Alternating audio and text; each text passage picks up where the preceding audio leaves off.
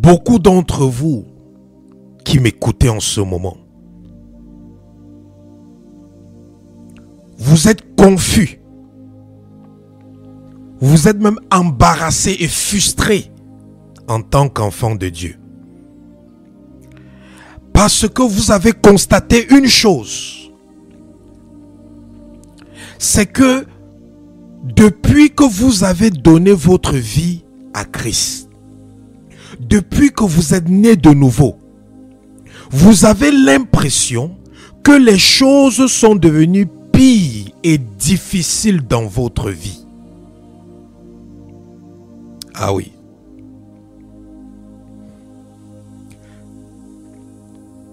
Certains d'entre vous mènent une vie juste et fidèle. Vous priez, vous jeûnez comme vous êtes censé le faire.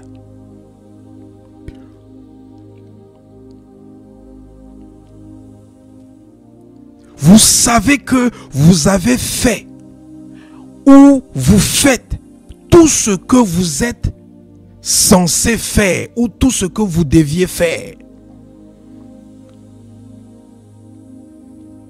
Vous vous êtes radicalement détourné de vos mauvaises voies. Mais votre vie demeure toujours pitoyable. Votre vie demeure toujours misérable. Votre vie demeure toujours médiocre.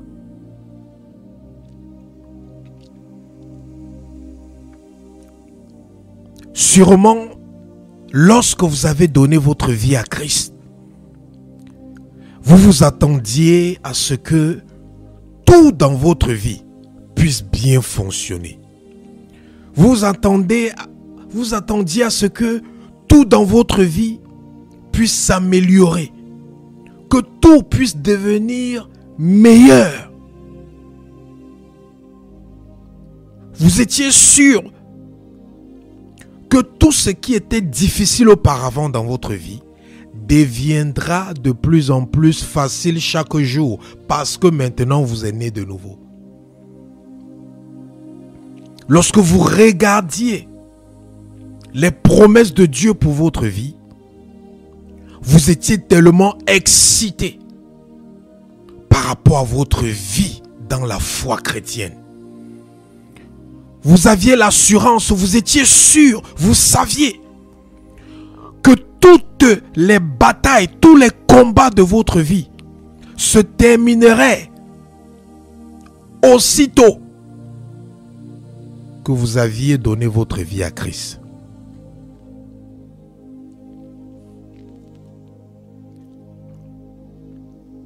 Vous pensiez même que tout le monde devait maintenant vous aimer, que le monde entier devait vous aimer. Parce que vous êtes une nouvelle créature. Les choses anciennes sont passées. Et toutes choses sont devenues nouvelles dans votre vie. Donc vous étiez sûr que la vie devait devenir belle parce que vous êtes en Christ.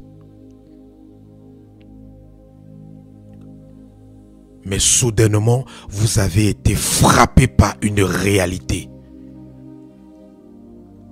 contraire à ce que vous espérez, contraire aux promesses de Dieu dans la Bible. Vous avez constaté que les choses, même les simples choses qui fonctionnaient dans votre vie auparavant, sont devenues totalement un cauchemar. Les personnes qui vous étiez proches auparavant sont maintenant les premières personnes à vous rejeter ou à vous tourner le dos.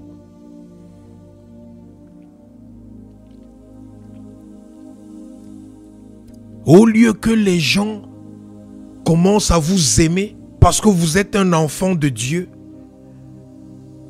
c'est le contraire. Partout où vous passez, vous avez l'impression que les gens vous détestent. Les gens vous détestent même pour rien, sans aucune raison. là où vous étiez accueillis, là où avant tu allais et on t'accueillait avec joie, ces endroits sont maintenant devenus hostiles à ta présence. On ne veut même plus te sentir dans ces endroits.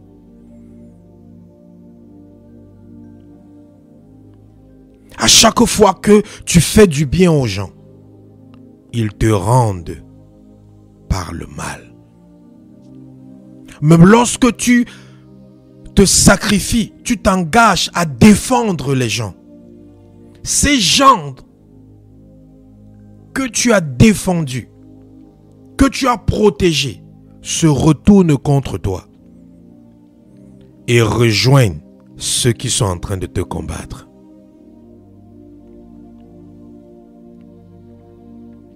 Avant, tu étais en bonne santé.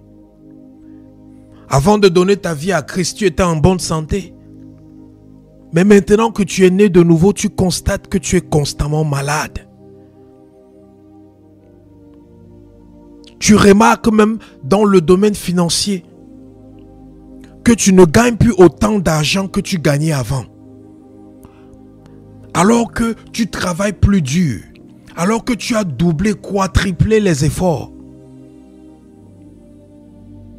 Tu constates qu'il y a, pour certaines raisons, il y a des événements négatifs qui se produisent constamment dans ta vie. Et tu te retrouves en train de dépenser des sommes énormes à chaque fois. Toi qui avais même assez pour vivre avant, maintenant tu te retrouves même dans le manque alors que tu es devenu né de nouveau. Alors que maintenant tu es un enfant de Dieu. Tu te retrouves même plus dans le manque que avant que tu ne sois enfant de Dieu. Et quand tu regardes à ta vie, il est clair que les circonstances actuelles de ta vie te rendent plus malheureux qu'avant. Tu constates que ce qui se passe dans ta vie actuellement te rend moins heureux, moins heureuse, moins joyeux, moins joyeuse qu'avant. Les gens se moquent de toi parce que tu es né de nouveau. Et lorsqu'ils te regardent, ils peuvent constater que tu es en train de combattre, tu es en train de te battre dans plusieurs domaines de ta vie parce que les choses n'avancent pas. Certains d'entre vous, vous avez même honte de partager l'évangile. Vous avez même honte de prêcher l'évangile à certains gens. Parce que ces gens-là regardent votre vie. Et à chaque fois que vous venez leur prêcher l'évangile, ces gens-là vous posent d'abord la question que pourquoi Jésus-Christ là ne met-il pas fin aux difficultés et aux combats que toi-même tu traverses? Si lui-même il ne met pas fin aux difficultés, aux combats que toi-même tu traverses là, comment est-ce que c'est dans ma vie qu'il viendra faire quelque chose? Donc à cause de ça, il y a des gens qui sont même proches de toi. Tu as honte de leur prêcher l'évangile parce que c'est à ces mêmes gens-là que tu peux prêter l'argent pour manger. C'est à ces mêmes gens-là que tu peux prêter l'argent pour tes besoins. C'est à ces mêmes mondains-là que tu peux prêter de quoi vivre.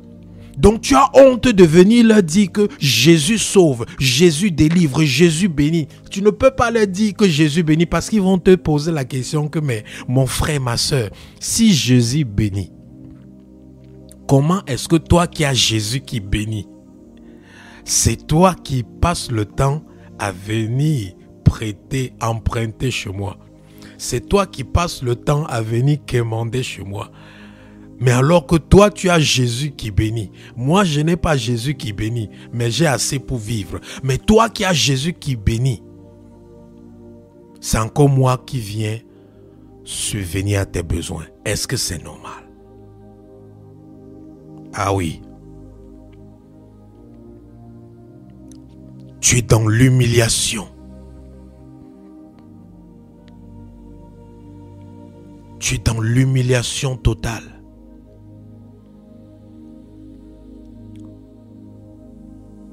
Pour les femmes, pour les dames qui m'écoutent en ce moment, certains d'entre vous, vous savez que lorsque vous n'étiez pas né de nouveau, vous ne pouviez pas passer un jour sans qu'un homme vous fasse la cour. Vous ne pouviez pas passer un jour sans qu'un homme court derrière après vous. Quand vous n'étiez pas né de nouveau, vous ne pouviez pas passer une semaine sans que même un homme vous propose le mariage. Mais depuis que vous êtes né de nouveau, c'est devenu bizarre. Aucun homme ne vient même vous faire la cour. Aucun homme n'est même intéressé à vous. Vous avez l'impression qu'aux yeux des hommes, vous êtes comme un homme. Même si vous êtes en train de marcher avec un groupe de femmes, les hommes commencent à venir vers vous. On va vers toutes les femmes avec qui vous êtes, mais vous, on vous ignore totalement.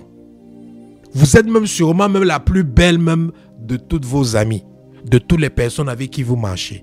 Mais aucun homme ne pose le regard sur vous. Aucun homme ne vous propose le mariage. Et vous vous posez la question, mais qu'est-ce qui ne va pas? Qu'est-ce qui ne va pas? Avant que je devienne né de nouveau, les hommes m'accostaient à chaque minute.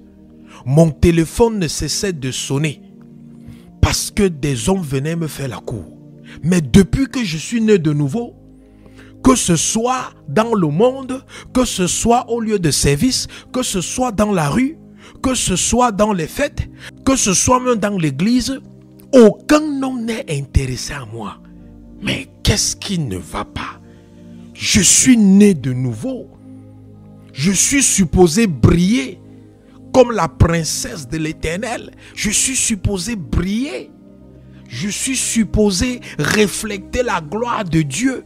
Les hommes sont supposés courir après moi comme de l'abeille qui court derrière du miel ou derrière le nectar des fleurs. Mais c'est le contraire. Qu'est-ce qui ne va pas? À chaque fois que toi tu décides de t'impliquer dans quelque chose, la chose là va échouer. Quand tu ne t'impliques pas, ça n'échoue pas. Mais quand tu t'impliques, la chose là va échouer. Je connais un monsieur qui a carrément dit à sa femme que quand tu veux faire un projet pour notre famille, ne me dis pas. Parce que j'ai constaté qu'à chaque fois que tu m'impliques dans un projet nous concernant notre famille, ça échoue. Mais quand tu ne m'impliques pas, ça réussit. Donc à partir d'aujourd'hui, je ne veux plus que tu m'impliques quand tu veux faire un projet. Viens seulement me dire quand tu as déjà lancé le projet ou quand le projet est déjà en train de réussir. Parce que si je m'implique là, le projet là va échouer. Regardez comment un homme devient esclave dans son foyer à cause de ce qui se passe dans sa vie. C'est un chrétien. Sa femme est chrétienne. Les deux craignent Dieu. Les deux ont la crainte de Dieu. Les deux sont supposés partager leur projet ensemble. Mais ils ne peuvent plus. L'homme dit que non. Il est mieux pour toi d'aller seul. Engage le projet. Accomplis le projet. Et quand le projet maintenant réussit, viens pour qu'on puisse partager ensemble les retombées. Il ne le disait pas parce qu'il avait des mauvaises intentions, mais il le disait parce qu'il avait constaté que tout ce que sa femme fait réussit. Mais lorsque lui fait quelque chose, ça échoue. Lorsqu'il s'implique dans ce que sa femme fait, ça échoue. Mais lorsqu'il ne s'implique pas, ça réussit. Ah oui. Né de nouveau, mais captif. Né de nouveau, mais vivant dans la captivité de l'éternel, du monde des ténèbres.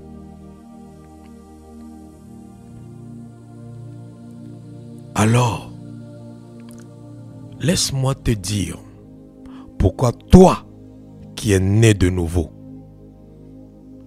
depuis que tu es né de nouveau, ta vie est devenue plus pire que ce qu'elle était avant que tu ne sois né de nouveau.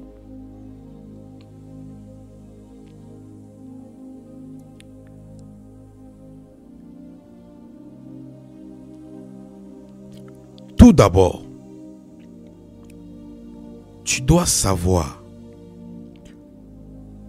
que ta condition, c'est-à-dire la condition que je viens de décrire, cette condition-là dans ta vie ne fait pas partie de la persécution que chaque enfant de Dieu doit traverser pour avoir accepté et pour avoir servi Dieu dans sa vie.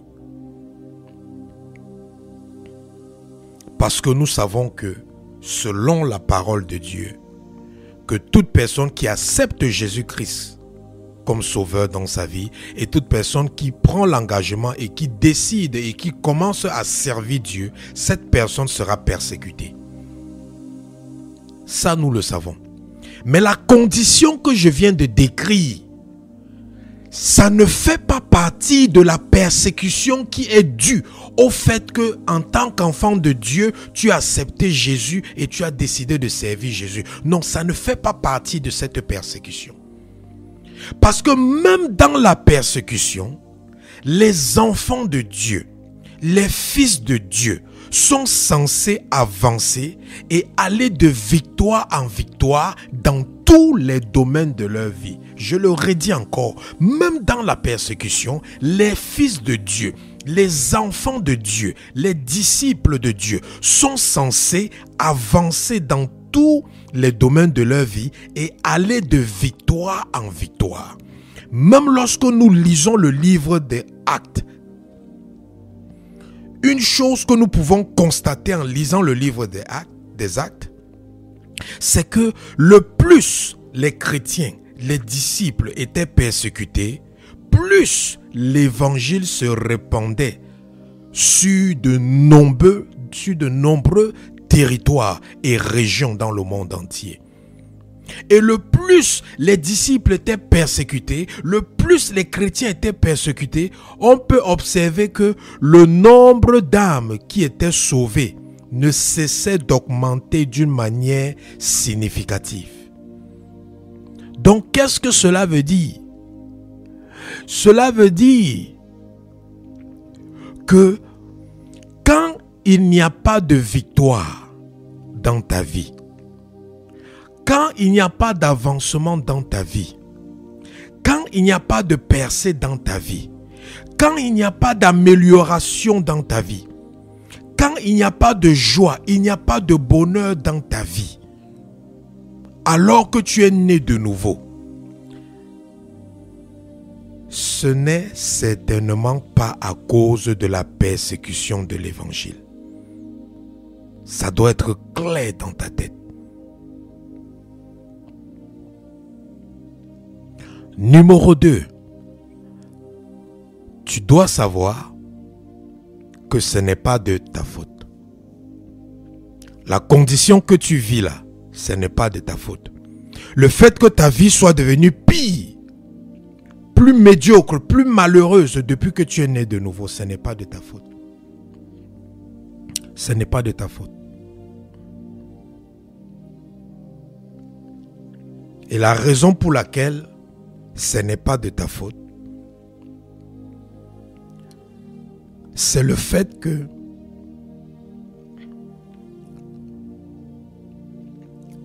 tes antécédents familiaux,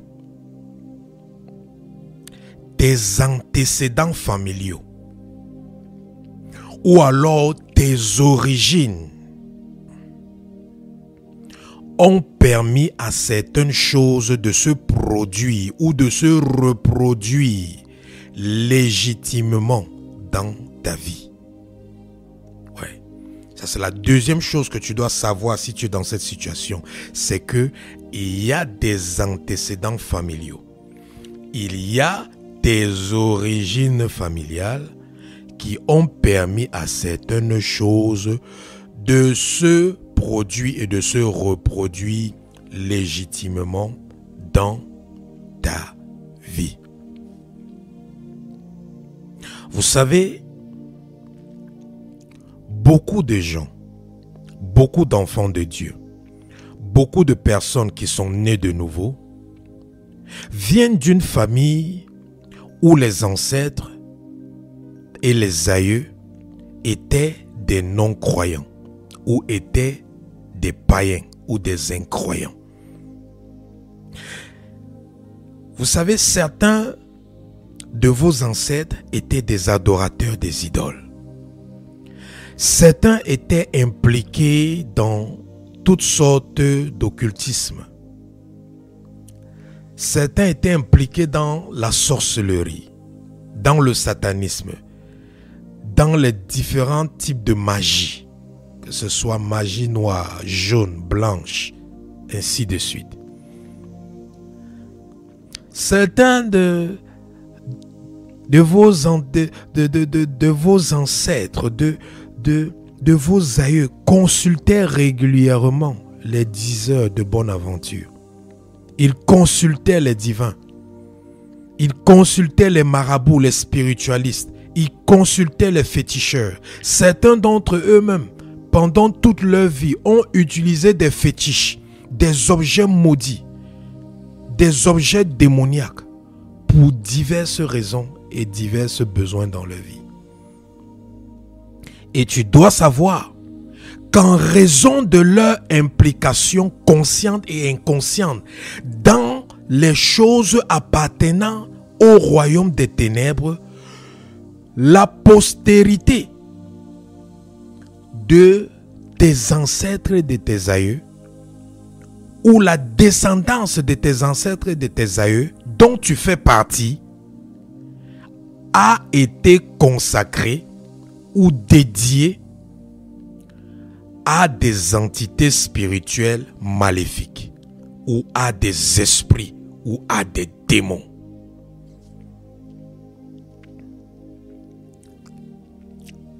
Et vous devez comprendre qu'une dédicace ou une consécration, c'est une alliance entre une divinité et une personne, ou entre une divinité et un lieu, ou entre une divinité et une chose.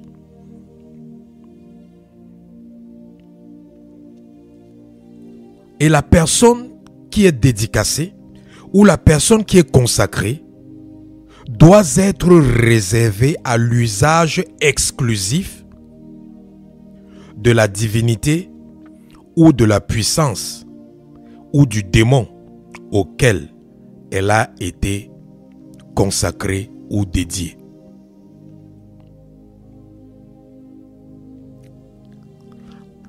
Et la dédicace ou la consécration, c'est comme une clause contraignante dans laquelle le pouvoir de dédicacer, de la dédicace est appliqué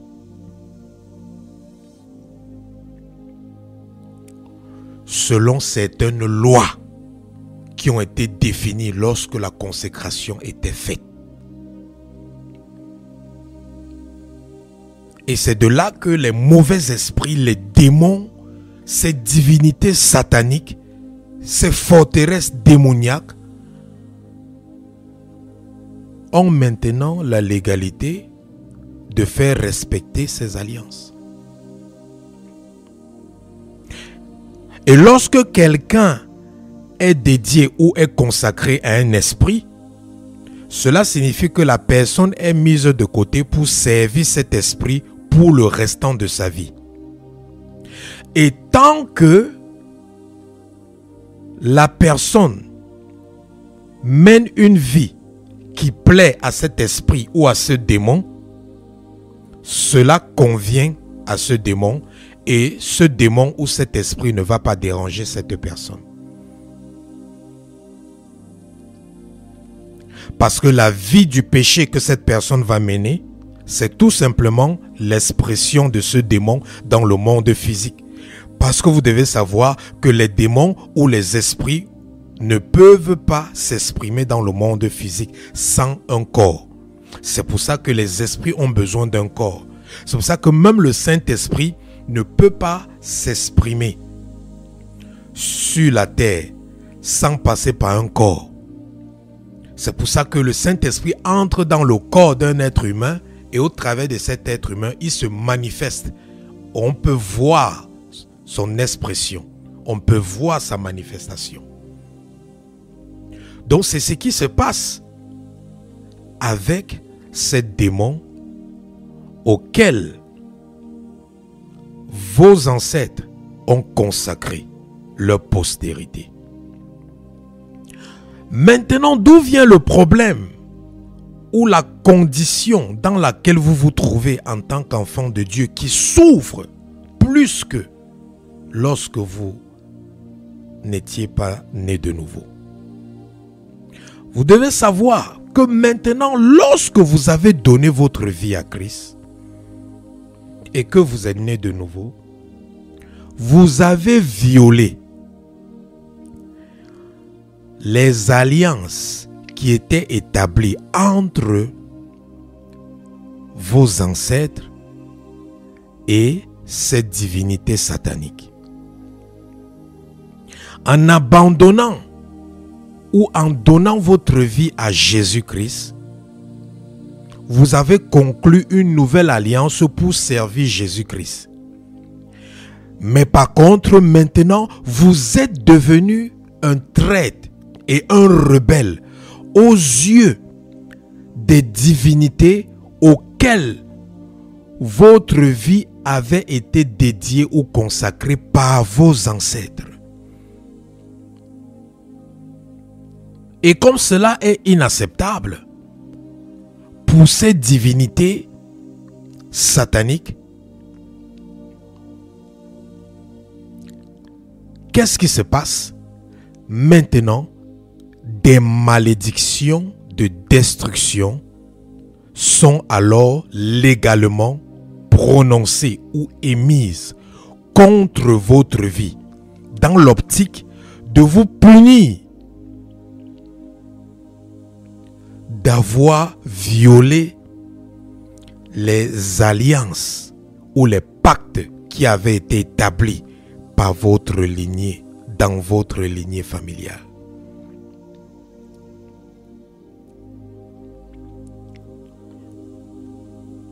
Donc, ces malédictions maintenant qui sont prononcées parce que vous avez violé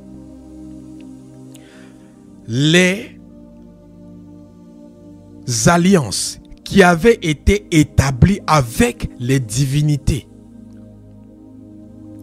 auxquelles vous avez été dédié et consacré, ces malédictions sont spirituellement légales car elles ont une cause.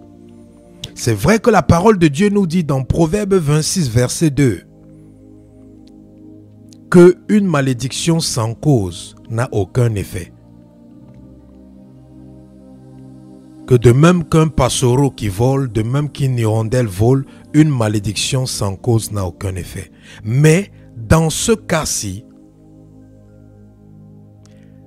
la malédiction a un effet.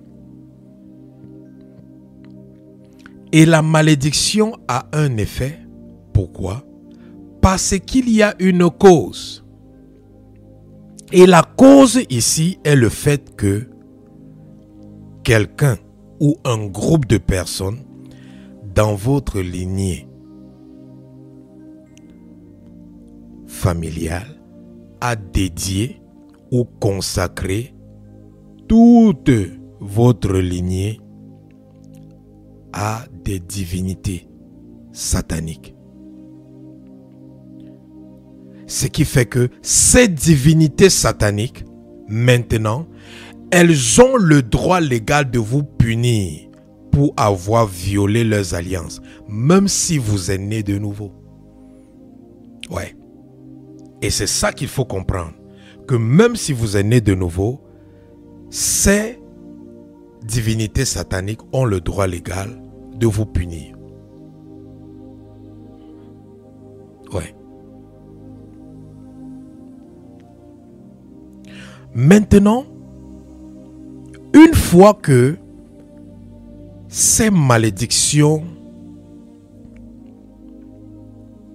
sont prononcées ou sont émises contre vous par ces divinités,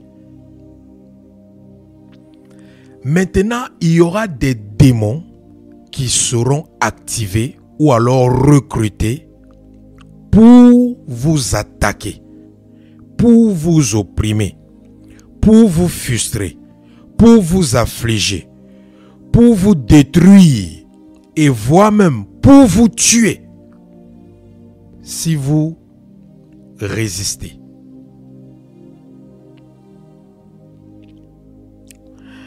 Ce qu'il faut comprendre maintenant, c'est que peu importe à quel point vous êtes loin, peu importe le degré de votre onction, peu importe la profondeur de votre vie de sainteté, de sanctification, peu importe votre intimité avec Dieu, avec le Saint-Esprit, même si toutes les nuits quand vous dormez, vous parlez avec Jésus, même si Jésus vient vous rendre visite tous les jours dans votre maison, sachez que vous ne pouvez jamais chasser ces démons dans votre vie, car ces démons ont le droit légal ou la juridiction sur votre vie.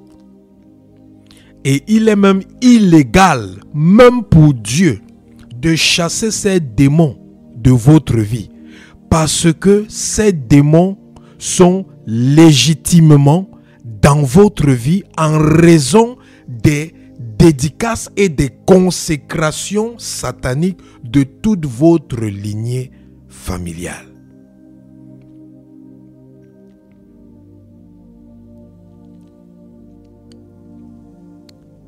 Alors, c'est la raison pour laquelle, pour chasser efficacement de tels démons,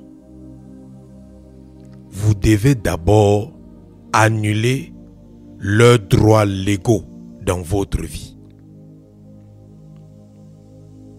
Si tu n'annules pas le droit légal d'un démon dans ta vie, tu ne peux pas le chasser.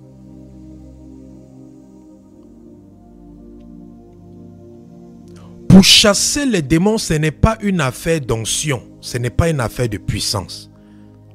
Parce que la Bible dit dans Marc chapitre 16, verset 16, verset 17, la Bible est claire que voici les signes qui accompagneront ceux qui auront cru. En mon nom, ils chasseront des démons. La Bible n'a pas dit que ceux qui seront oints chasseront les démons. La Bible n'a pas dit les pasteurs chasseront les démons. La Bible n'a pas dit les ministres de Dieu qui sont appelés au domaine de la délivrance chasseront les démons.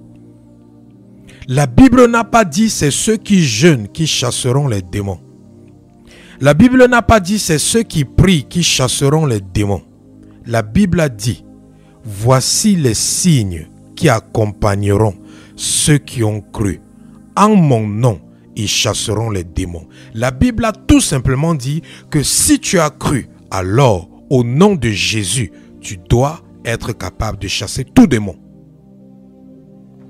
Quelle que soit la puissance du démon, quelle que soit la force du démon, si tu as cru en Jésus, alors tu as tout ce que tu es supposé avoir pour chasser tout démon. Mais quelle est la raison pour laquelle les enfants de Dieu qui sont nés de nouveau n'arrivent pas à chasser des démons? Quelle est la raison pour laquelle les démons résistent dans la vie des enfants de Dieu? La raison est claire. C'est tout simplement parce que pour qu'un démon résiste dans la vie d'une personne, ce démon doit avoir un droit légal. il doit avoir une légalité spirituelle de ce démon dans ta vie. Ce démon doit avoir une juridiction sur ta vie. Et lorsque un démon a une juridiction sur ta vie, lorsqu'un démon a le droit légal sur ta vie, et un exemple de droit légal qu'un démon peut avoir sur ta vie, c'est tout ce que je viens de décrire.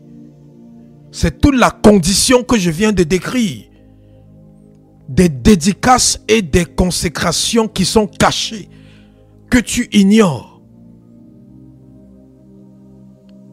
Mais dont toute ta lignée familiale, sanguine, se retrouve emprisonnée.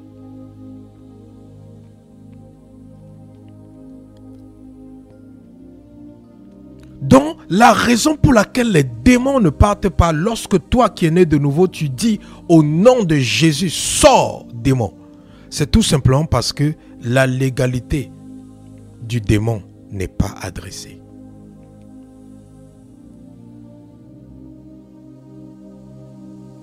Et c'est là où vient l'importance de l'enseignement sur ce qui concerne la délivrance.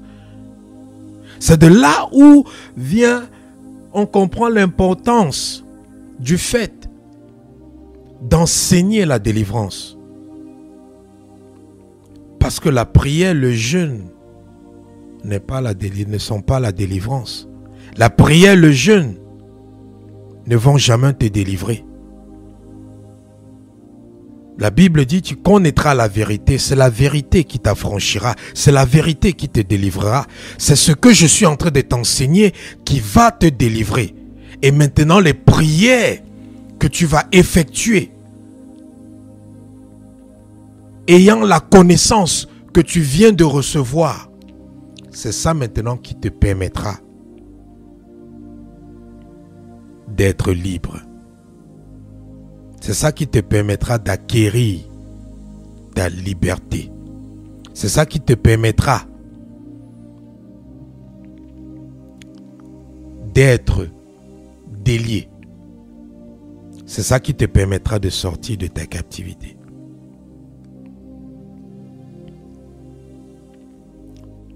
Donc, quand tu es dans ce genre de situation, quel que soit ton titre pastoral, quel que soit ton titre dans le sacerdoce,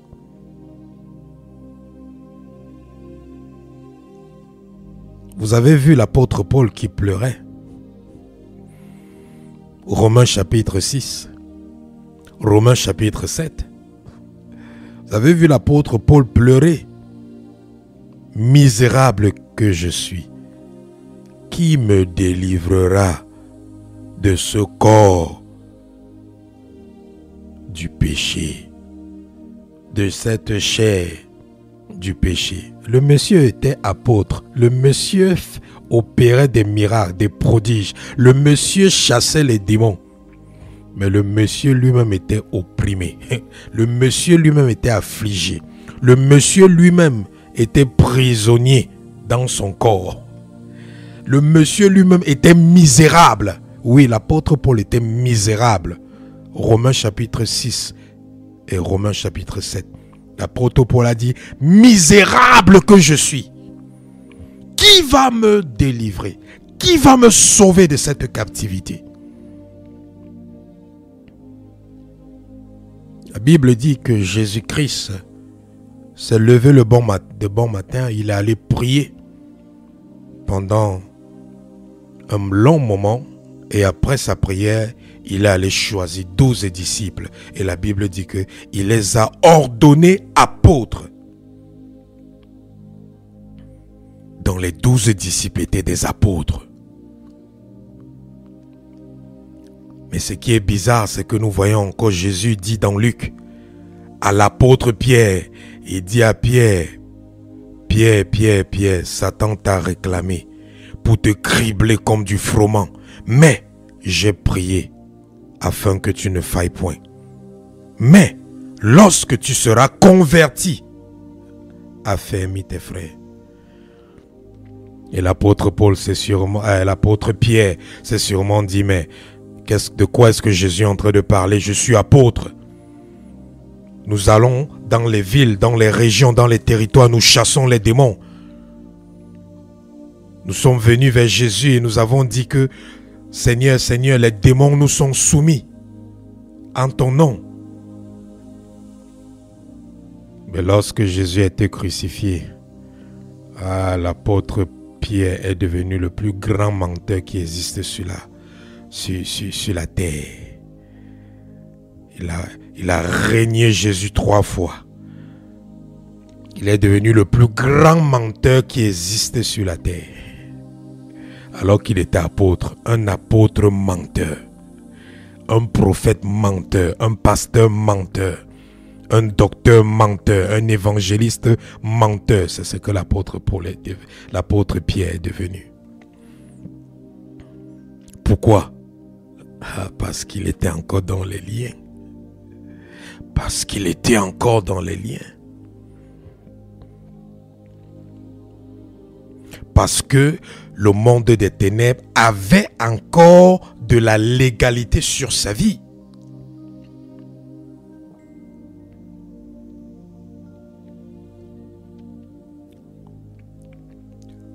Donc, quelle que soit ta position en Christ, tant que tu ne traites pas ou tant que tu ne supprimes pas la légalité d'un démon qui t'afflige, même Dieu n'a pas le droit légal de chasser ce démon de ta vie. Maintenant, tu peux te poser la question, pourquoi est-ce que alors, vous les ministres de délivrance, souvent vous chassez les démons sur la vie des personnes, alors que ces personnes n'ont pas traité ou supprimé le droit légal de ces démons sur leur vie? Le ministère de l'intercession. C'est ça que c'est le ministère de l'intercession. Je vous l'ai toujours dit pour ceux qui nous écoutent.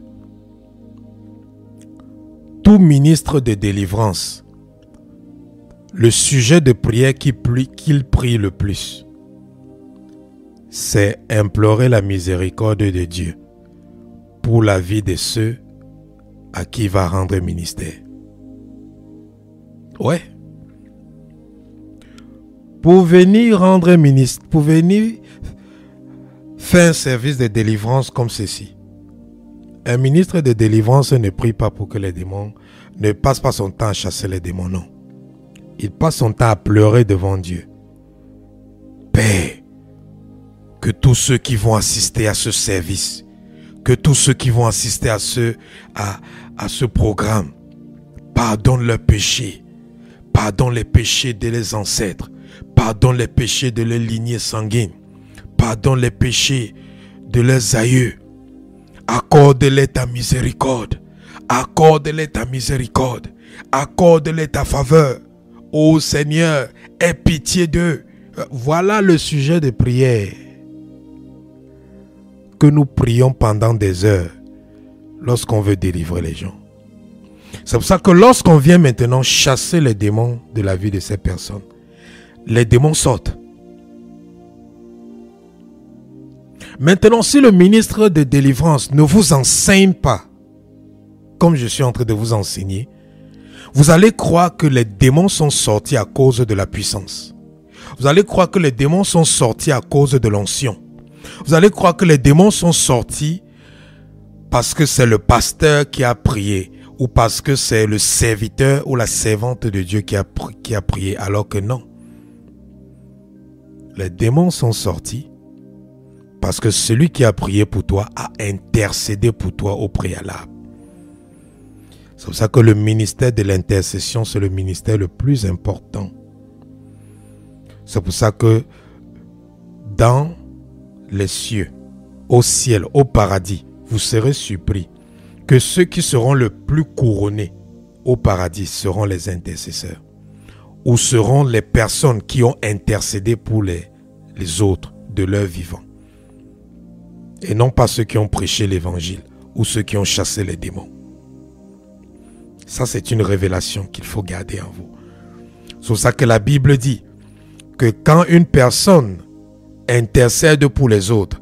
Quand une personne gagne les âmes, la Bible dit qu'une multitude de ses péchés lui seront pardonnés. La plus grande récompense de Dieu est donnée à ceux qui intercèdent pour les autres.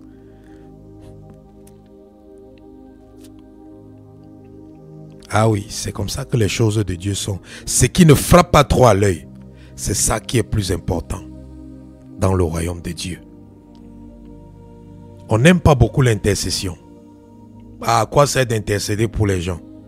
Ils ne sont même pas reconnaissants. Ils ne me disent même pas merci. Pourquoi intercéder pour eux? Mais c'est l'œuvre la plus importante. C'est pour ça que Dieu dit, je cherche. Je regarde partout dans le monde, je cherche une personne qui va se tenir à la brèche entre moi et le peuple. C'est quoi? C'est l'intercesseur, la sentinelle.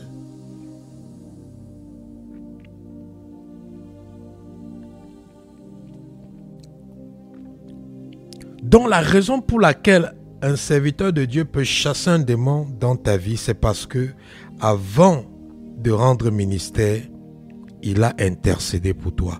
Avant de rendre ministère, il a traité ou il a supprimé la légalité des démons qui résistaient ou qui persistaient dans ta vie. Donc, pour pouvoir annuler efficacement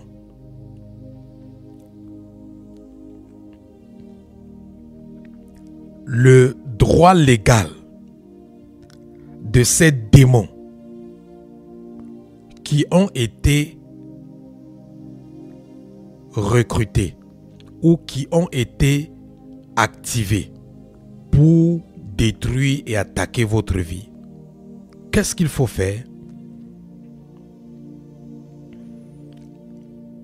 Il faut d'abord annuler efficacement la légalité de la malédiction au travers de laquelle ils ont été recrutés.